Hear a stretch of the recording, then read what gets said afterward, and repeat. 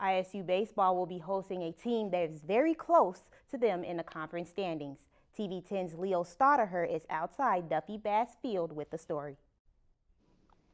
Thanks a lot, Darnisha. As you mentioned, I'm here outside Duffy Bass Field, where the Redbirds are currently taking batting practice ahead of today's matchup. Last weekend was a tough one for them as they traveled to Milwaukee and dropped 3 games to the Panthers before ultimately winning Sunday's finale. The opponent today is going to be one from within their own conference, the Evansville Purple Aces. The Redbirds come into this weekend series with a record of 13-21, but that could be deceiving as they face a difficult non-conference schedule. Having played against teams like Oklahoma State, Missouri, and East Carolina may have hurt their overall record, but gave them experience against competitive teams needed to make a postseason run.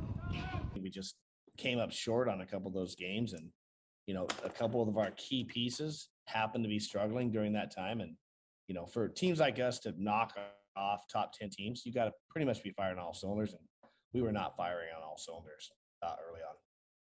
The Valley schedule has been just as competitive, with the Redbirds sitting just behind Bradley in 5th place. One player that has been swinging the bat exceptionally well lately has been right fielder Jack Butler. The Tri-Valley High School alum has been batting above 300 for most of the season and is a team leader in runs batted in. He's a guy that I don't think the other team circles, when they're like, okay, here's the lineup.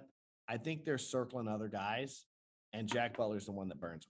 50-year senior Colton Johnson is projected to start Game 1 today at 2 o'clock.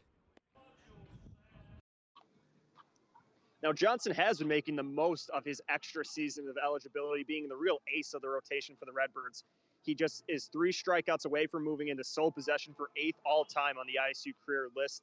He also has a sub 2.0 ERA.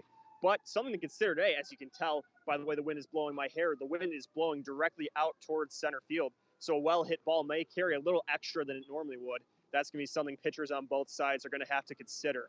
That's all I have for this game. It's going to get started around 2 o'clock. For TV 10 News, I'm Leo Stotterher.